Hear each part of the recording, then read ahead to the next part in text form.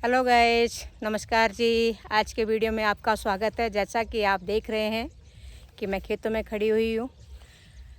आप सब कैसे हैं? उम्मीद करती हूँ आप सभी स्वस्थ होंगे। तो गाइस, मैं आपको खेतों में आने का मेरा उद्देश्य है कि मैं आपको एक चीज़ बताती हूँ। तो गाइस, आप लोग खाते हो, ख़ास तौर पर आजकल तो हर व्यंजन में डालने के लिए कहा जाता है थोड़ी सी ये, थोड़ी सी ये, थोड़ी सी ये। उन्हीं में से थोड़ी सी ये का पौधा है। ये देखिए, ये तिल है। ये तिल का पौधा है। तिल काले भी होते हैं, सफ़ेद भी होते हैं। तो ये सफ़ेद तिल का पौधा है। ये फली है उसकी, ये ऊपर फूल है और इसको खोलते हैं तो इसमें सफ़ेद तिल निकलते हैं। अभी पका नहीं है, ये कच्चा ही है। तो गाइस, ये बड़ा होगा, पकेगा, फिर इसको काटेंगे, पेड़ को झाड़ेंगे, तब उसमें से तिल निकलेगा बड़ी मेहनत से। और गाइस, दूसरा पेड़ है जिसका हम बाजरा कहते हैं। बाजरे का आटा खाते हैं, डायबिटीज़ के लिए बहुत फ़ायदेमंद बताया जाता है। और आजकल शौकिया तौर पे लोग बाग होटल्स, बड़े बड़े रेस्टोरेंट में जाते हैं। सब आधी चपाती बाजरे की होती है, आधी मक्के की होती है। उन्हीं में से ये बाजरा है। ये देखो, ये बाजरा है। ये इस पे ये फूल आया हुआ है और ये दाने आए हुए हैं। ये बड़ी मेहनत से पैदा होता है। खेत में जुताई है, बुआई है, फिर निराई है। निराई के बाद फिर आपके कोई गुड़ाई भी कर देता है। गुड़ाई का मतलब खेत में हल चलाना है, ट्रैक्टर चला देते हैं डायरेक्ट। और फिर इसके खरपतवार बीनना है।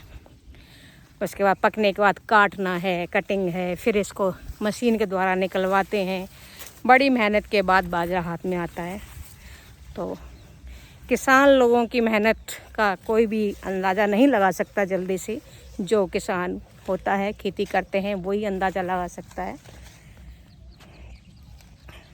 हालांकि हमारे जैसे भी कमी लगाते हैं, हालांकि गांव से टच में हैं, खेत से टच में हैं, लेकिन जो खेती खुद करता है उसको पता होता है कि फसल कैसे घर में आती है, कितनी मशक्क़त के बाद आती है, कितने खर्चे के बाद आती है। इस बात को जानना बहुत मुश्किल है जो खेती नहीं करता है। जो खेती करता है वो तो जानता ही है, उसके लिए तो कहने की बात ही क्या है। तो गाइस, इस वक्त जो फसल है वो खरीफ की फसल कहलाती है। मुख्य रूप से 3 फसलें होती हैं। खरीफ की है, रबी की है। रबी की फसल में गेहूँ होता है, खरीफ की फसल में बाजरा है, मक्का है। मक्का इधर नहीं होती है क्योंकि इधर हमारे पानी की कमी है। मक्का खास उधर होती है जिनके पानी होता है, जहाँ पर पानी की अच्छा होता है। और धान भी इधर नहीं होता है। और धान के लिए आप जानते हो प्रॉपर बहुत जोर से पानी होता है। धान की बुआई पानी में ही रुपाई होती है, पानी में से उखाड़ा जाता है। तो यहाँ हमारे ख़ास तौर से तिल है, बाजरा है, मोठ है, ये वगैरह होता है। तो अभी कम से कम, जैसा कि आपने बाल देखी, कम से कम किसी में तो अभी निकल ही रही हैं। ये देखो किसी में तो अभी निकल ही रही हैं, फूल हैं। और किसी निकल चुकी। मान के चलो कम से कम 20 दिन और लगेंगे पूरा दाना पड़ने में और काटने में। तो हम लोग आते हैं, थोड़ी बहुत पतवार बीनते हैं। हमारी दौरानी है जो अभी देखो अपनी सफाई कर रही है मेड़ की और खरपतवार बीन रही है। और हमारे जैसे सब बातें ही आती हैं, काम कम आता है। बातें तो खूब आती, बातें चाहे कितनी करवा लो। और दूसरे खेत में ये है गाइस, देखो ये प्याज, यानी प्याज की पौध तैयार की हुई है। पहले की थी लगभग मई के महीने में। उसको 2 महीने तक घर रखा, फिर उसको अगस्त के फर्स्ट वीक में लगाई है। जगह जगह प्याज के पौध लगाई है। ये बनी हुई है दीवार से। ये देखो प्याज आपको नज़र आ रहा है। और ये बड़ा हो करके फिर बड़ा होगा। उसके बाद ये हम लोगों तक आएगा, खाने वालों तक आएगा। क्यों? अच्छा, प्याज वो लोग करते हैं जिनके पास पानी उपलब्ध है, यानी कुआं है, कुएं में पानी है, वो करते हैं। जिनके पास कुआं नहीं है, क्योंकि जैसा बोला गया यहाँ पानी की कमी है, जिनके पास कुआं है और ठीक ठाक सॉलिड है, वो प्याज वगैरह कर लेते हैं। और प्याज से पैदावार भी अच्छी होती है और पैसे वगैरह मुनाफा भी अच्छा होता है। और उसके साथ मेहनत भी अच्छी है। बाजरा, तिल, मोठ की बजाय बाजरा में तो क्या है, एक बार आपने बो दिया, उसमें निराई वगैरह कर दो तो ठीक है। अगर नहीं करो तो ज़्यादा नहीं होगा तो थोड़ा बहुत काम चलाओ तो हो ही जाता है।